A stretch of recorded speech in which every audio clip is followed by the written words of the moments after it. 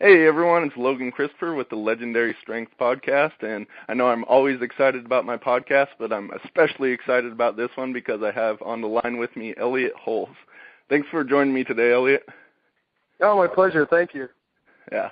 For those of you that don't know Elliot, he is a very strong guy, quite successful. I really like what he does as far as, it's not just focused on the strength, it's really all aspects of life. For people that aren't familiar with you, Elliot, can you give them a little bit of a background on yourself? Sure. I think the best place to start would be just a few years ago when I was competing in the sport of strongman. I was winning a lot, and I was slated to become what would receive the title as the strongest man in America at my weight class, which was the 235, 231 weight class. And as I was developing, growing stronger, preparing for this one event that would give me that title, I had a devastating injury where I popped my bicep. And those of you who are familiar with strength sports, especially strongman, it's not a career-ending injury, and it's not one that's very uncommon. But when I tore my bicep, especially being in the position that I was, I saw it as an omen of sorts, just for lack of better terms. I realized that it was a sign that I needed to change things. I had become overly consumed with the development of physical strength, that I was doing some unhealthy things, and it was all to the detriment. The development of my physical strength was to the detriment of lots of other areas of my life. So when that injury occurred, I literally had to kill that version of myself, like put that character down. And I knew I was about to embark upon a huge journey of personal development and exploration. And it's been about 4 years, I want to say, more or less, since that injury. And over that time, I've discovered, and I share with people now, that there are multiple layers of strength. And if we seek to develop in an imbalanced fashion, where one is overpowering the others, we're bound to be unhappy, either be it injury or dysfunction in our lifestyle, inability to have the type of career or job or business that we want, inability to have the type of relationships with our wife, our husband, our children, and really just not becoming what I call the strongest version of yourself.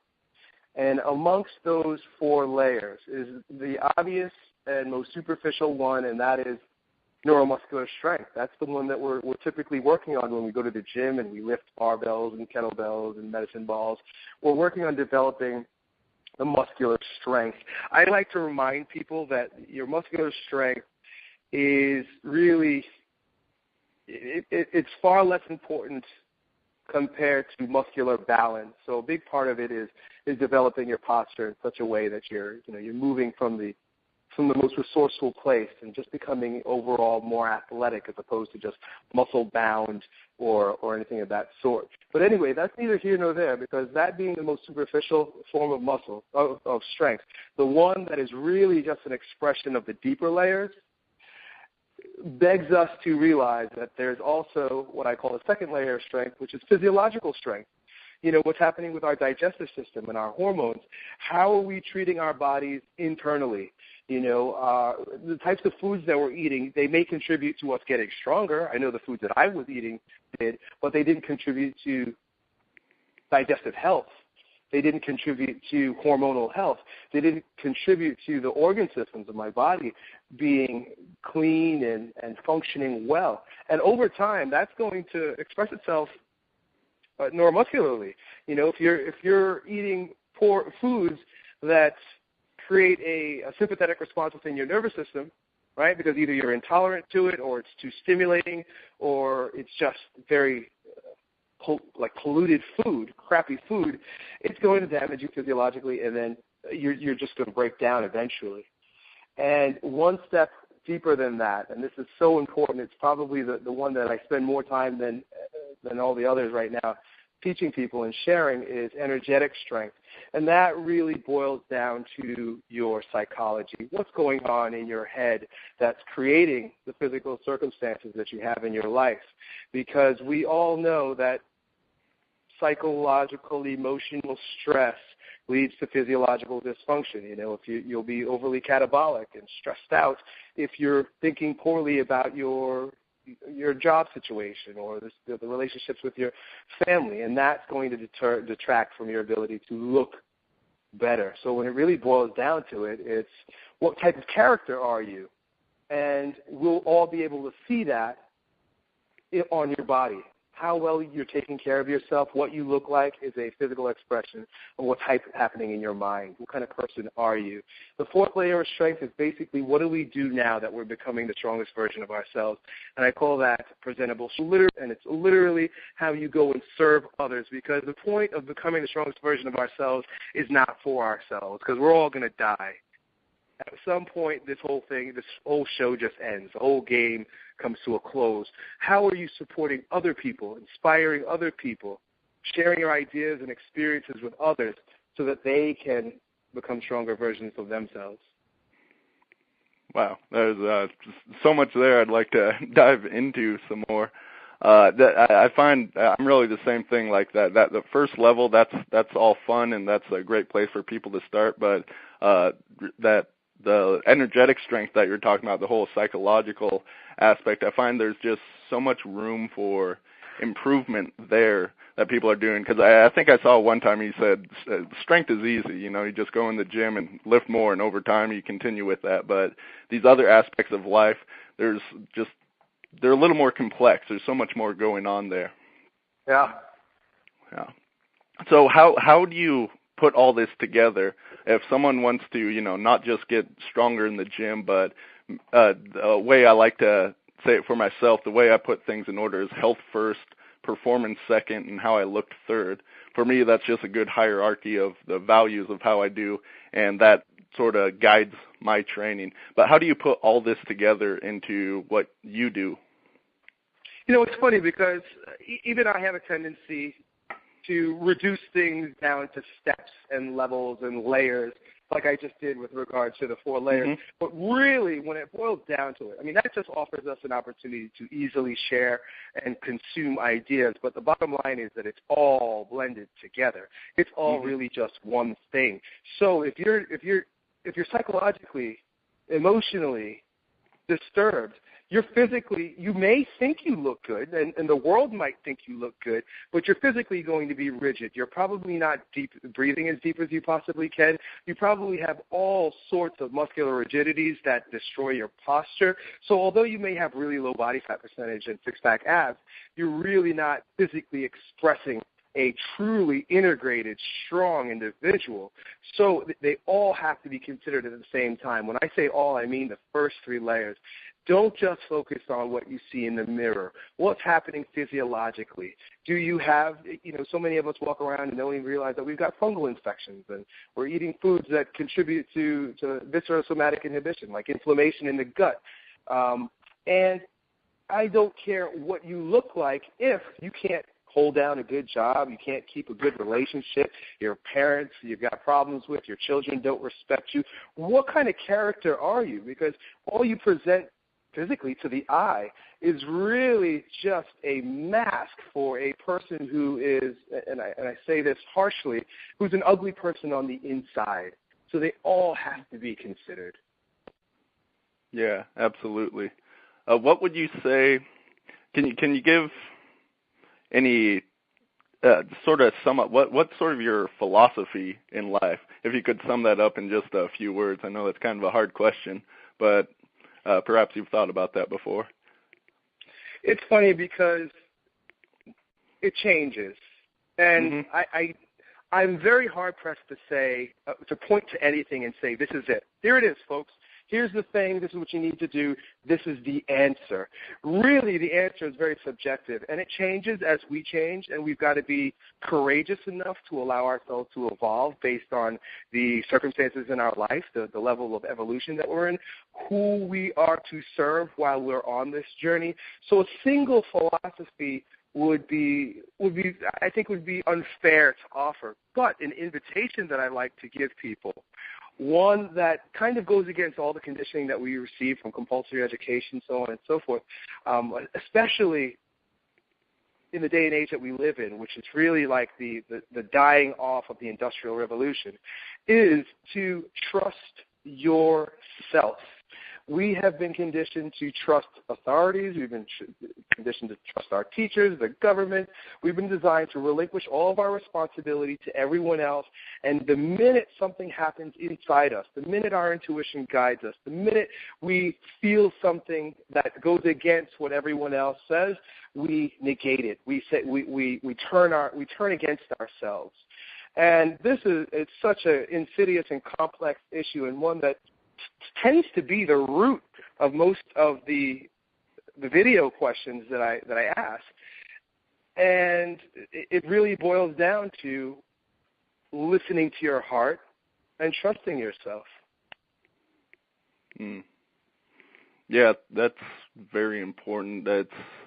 I think it's something that does have to evolve over life because of the conditioning. If someone is trying to listen to themselves, that may be some subconscious conditioning that's still there, but over time you're going to grow and, as you said, evolve, and that's really, where you are in your life. You're going to have to take certain steps there, but as you evolve more, then there's going to be different steps available at that next level.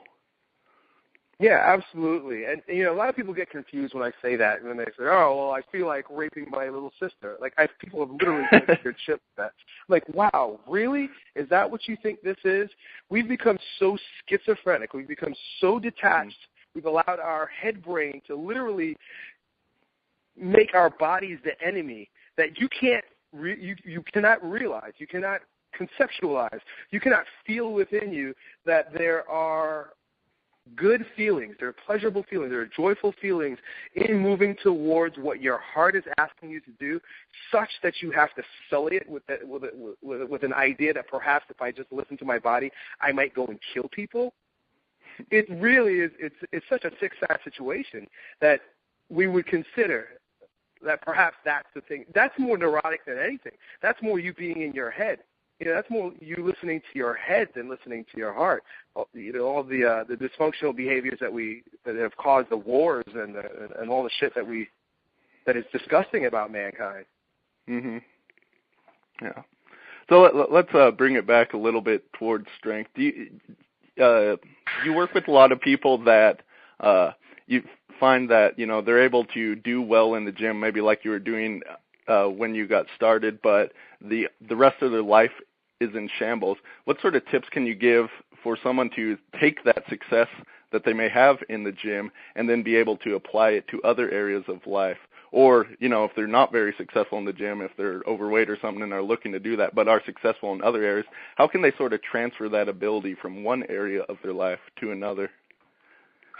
Because we're strength athletes and we're bodybuilders and we're weight trainers, I tend to find, my whole life has revolved around the weight room. So I tend to find metaphors for how we develop physically in the gym that translate literally into the challenges that we see in our lives. One of the most obvious ones, the one that I use quite often lately, is resistance. We go to the gym and we physically subject ourselves to resistance so that we can grow stronger. If there's no resistance against the body, the physiology, the neuromuscular system, then there's no growth. But yet we tiptoe through our lives trying to avoid resistance in every way, shape, or form. I'm of the mindset, and this is, I have to admit this is probably a big part of why I have the success that I have, is because I literally look for resistance. I look for challenges. If I'm, and this is a little bit neurotic, but still, it's just what's happening in Elliott Hulse. If things are too easy, if I'm not posed with enough challenges, if there's no charge in my body because everything is kind of just flowing too peacefully, I will go and look for, metaphorically, a heavy barbell to lift.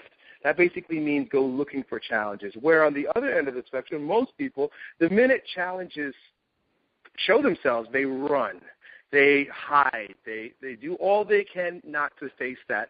And here's the thing, not only will you not grow stronger by not facing those challenges, but that challenge is going to keep showing up. It's going to keep coming up in other forms. If the challenge is courageousness, if it's, you're quite frankly you're a coward and you're using all these stories about responsibility and so on and so forth to mask the fact that, look, you're a coward, you're scared, then it's going to show up in your work, it's going to show up in your relationships, it's going to show up in every place possible. And until you face that thing and you build some balls, you're not going to evolve. You're just going to have to, some people believe, live this life over again. You'll be reincarnated and have to figure this shit out again. Yep. Yeah, it's very important that you seek out those things where you're likely going to fail, because it's from those failures. We grow more from failure than we do from success. Yeah, you got it, man. That's the thing. Yeah, one of the biggest fears is failure. No, please show me failure, because I know the more every time you fail, you're given more intel. You're given more information about what it's going to take to win. So go for it. Go fail. Yeah, absolutely. Yeah, I was thinking about just recently I'm going to pick up the guitar, and I have like absolutely zero musical skill. I can't hear the difference between tones or anything. Like my auditory skills are horrible. But by doing that, I know it would be able to improve. And, I got 1,000 other things going on with my business, my own training, several different mental and energy things that I'm practicing regularly. So I don't really need another thing, but I know I'd be able to grow so much just from doing that one thing that it's really worth doing for myself. It will help me to evolve to another level. It totally, that's awesome, man. That's great that you're doing that. And you totally get it, because it's not even the thing that you get at the end of the journey. Everybody, it would be nice to be able to play the guitar and serenade your woman with a beautiful melody coming from your stringed instrument. But who are you become? What character trait?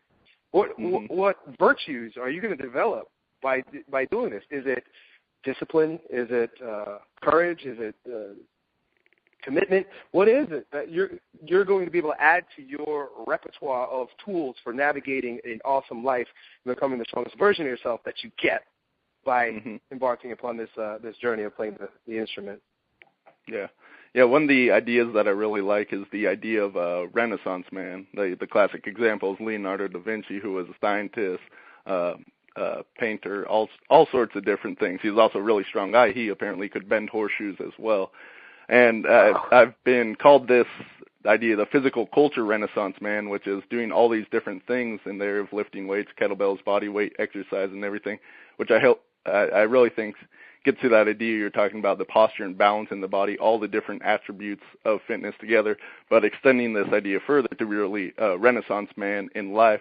I mean, this day and age, we got so much information available. We can so easily do things, yet so many people, they stay in those comfort zones. They don't seek out failure. They don't seek out to grow, so they aren't able to accomplish these amazing things when we really got so much time available and everything that we need in order to become great at a lot of different stuff.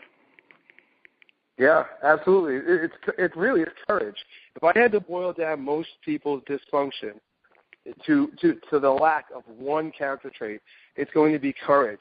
Because you literally have to go against whatever you've been taught by society. You literally have to step outside the bounds of the prison that people have created for you psychologically. You literally have to become physically uncomfortable to challenge yourself in these particular areas, to grow as an individual. That if you don't have courage, if you're cowardly, you're not going to want to face those challenges. Mm-hmm. Yeah. So I'm a regular reader of your blog and newsletter and watch your videos and everything. And I know recently you've been doing sort of a bodybuilding experiment. Can you tell a little bit about how that came about and how it's going so far?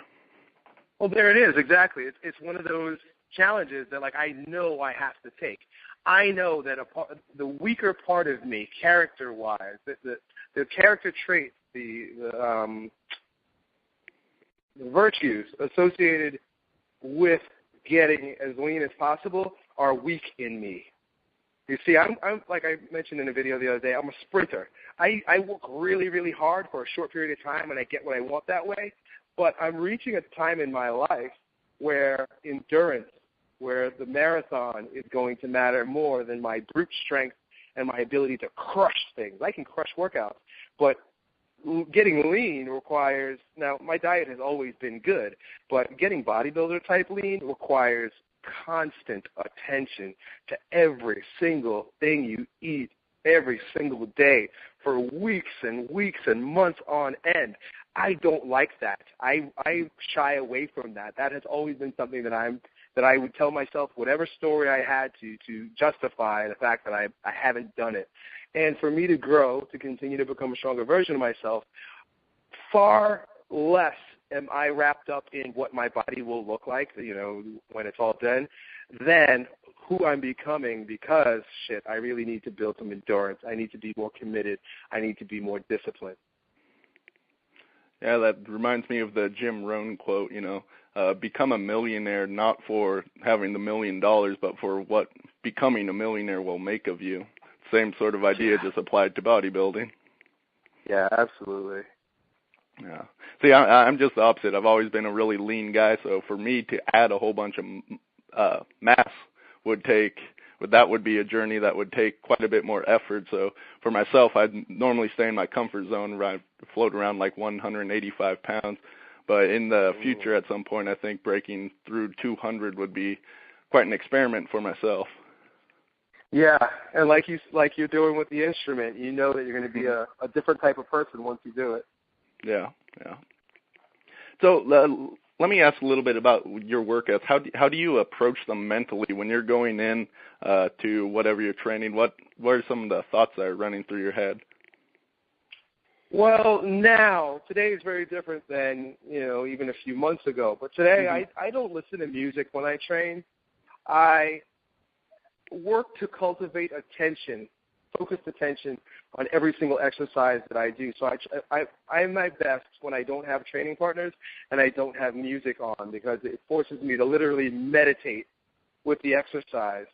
And again, it's just one of those things where I'm doing it because I know that I'll get more out of the exercise, but also it's going to strengthen my ability to focus and concentrate.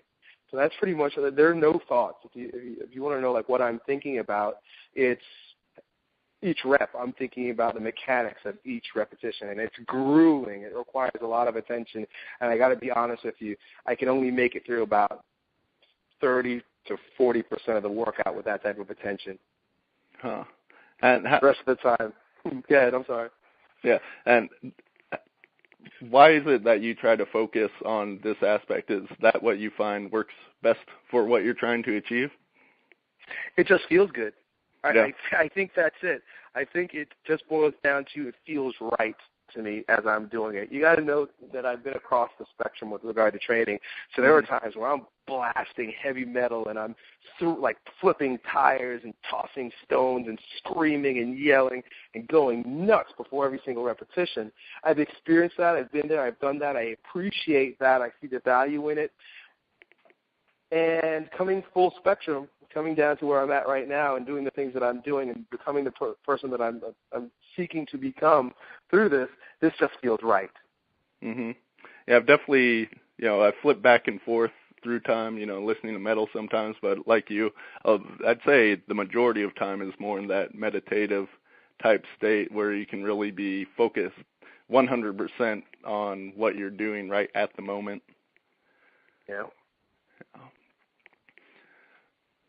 So as far as, we have this sort of meditative state going into it. Are you doing, I really like to see, some of the finer points of what people are doing in order to achieve the results. Would you say you're really focused internally on yourself and sort of the sensations in yourself inside, or just on moving the weight or doing whatever exercise you're currently doing? Well, the resistance I'm fighting is between the two of them. I'm trying to do what you said, or like the first thing you said, but it always ends up, halfway through the workout to the end, it becomes, okay, I just need to move this freaking weight. But in the beginning, I always go in with the intention of let me concentrate, focus. And, over time, I'm getting better at it, but the intention is always, can I focus and concentrate on every single movement here? Yeah, and so you're really trying to bring everything, not just, you're not just focused on the muscles, but your whole body. And what about the energy? Is there something specifically you do for that before, after your workouts that maybe helps prime you for that workout, or do you feel really helps to develop that energetic strength you were talking about? Well, I spend a lot of time focusing on stretching and releasing the muscular tension in the extra respiratory muscles. So there are some exercises that I've shared on several of my channels that I do before working out that really deepens my breath and grounds my energy. One of them is called the bow, and I'll do that. It's a breathing exercise, but it also is coupled with a stretch, and I'll do that. It helps open up the hips, the muscles across the chest, the muscles in the jaw and face, and that coupled with sometimes leaning over what's called bioenergetic stool, which is kind of like a foam roller that's propped up so that you can actually stand and then lean over it, are two of the staples of my stretching warm-up routine. I spent a lot of time with corrective stretching and corrective exercise in the past. I'm pretty familiar with all my muscle imbalances, so as I feel them creeping up, I work to reduce the tension in those. Like I know that my whole right arm tends to get really tense. I know that my feet, the bottom of my feet, become very tense. So there are times where I'll give a little extra attention to those areas. I think that really speaks to, through the years as you're training and doing all sorts of different things, you gain greater body awareness, which not only helps you when you're trying to lift weights, but it's that specific thing. You know when you have those imbalances, it's like you said, they're creeping up on you when you need to do other things in order to balance them. Yep. Yeah. That's really cool. Is most of what you do lifting weights? Do you do a lot with kettlebells, body weight training, or does it really sort of depend on what you're into at the time? It depends, but right now it's all bodybuilding exercise, bodybuilding parameters. So it's actually probably one of my most boring programs, but I've been pretty consistent with it. So it's 6 to 12 reps, 3 to 4 exercises per body part using barbells and dumbbells mostly. I aim to get 1 to 2 yoga sessions in a week. I would like to get in more. But the yoga keeps my body soft. It keeps my breath deep. It keeps me grounded, and it's something that I like to, especially when I'm really training heavy or doing a lot of volume. I like to include in my program. Yeah, absolutely. So, is there anything you think would be good for listeners that we talk about that maybe I didn't ask? Not necessarily. I mean, we hit upon the most important thing, which is, and it's something that is important for your training. It's important for all areas. But like I said before, trust yourself. Listen to yourself. Trust that you know what is right for you. We read books. We listen to interviews. We watch videos. Simply that Ralph Waldo Emerson says this. We absorb ideas. We read books so that we could command our own. And it basically means we're looking for ammo to load our own gun because we have to pull the trigger. So really trust yourself and know that you can do it. Yeah. Like I believe it was Bruce Lee that said, take what works, discard fit you best. And that's, I'm reading like several books every single night. I'm attending all sorts of different seminars and conferences, learning a lot, and I think that really helps to evolve myself, but you really have to go with that idea of trusting yourself because you can't, there's so much conflictory information out there that you can't take it all in or else your brain would explode. Right, and it's not that some things are right and some things are wrong. It's what works best for you, what is right for you, and what is right for you at this moment. Don't be afraid to change your mind. Don't be afraid to evolve. The world likes to put us in boxes. They like to keep us in one particular place that they can always refer to us from. But you're an evolving creature. We're all evolving. The world is constantly changing. That's the one thing that is consistent, is that there's change. And you're allowed to change, too. You're allowed to change your mind. You're allowed to change your method. You're allowed to do whatever it takes in order to continue growing stronger. Yeah, absolutely. So where can people go to find more from you?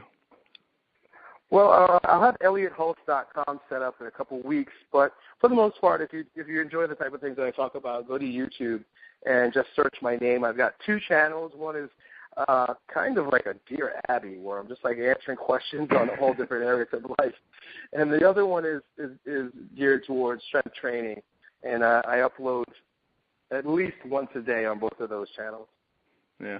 Yeah, there's so much stuff well worth going through, and it's awesome information. So thank you very much for joining us today, Elliot. I had a blast talking about. I know we went a little more deep than most strength training conversations typically go, but that's why I really wanted to have on here, because you're, willing to go there. Great. It was my pleasure. I really appreciate it. All right. Thank you, everyone, and we'll have another podcast for you next week. Cool. Take care.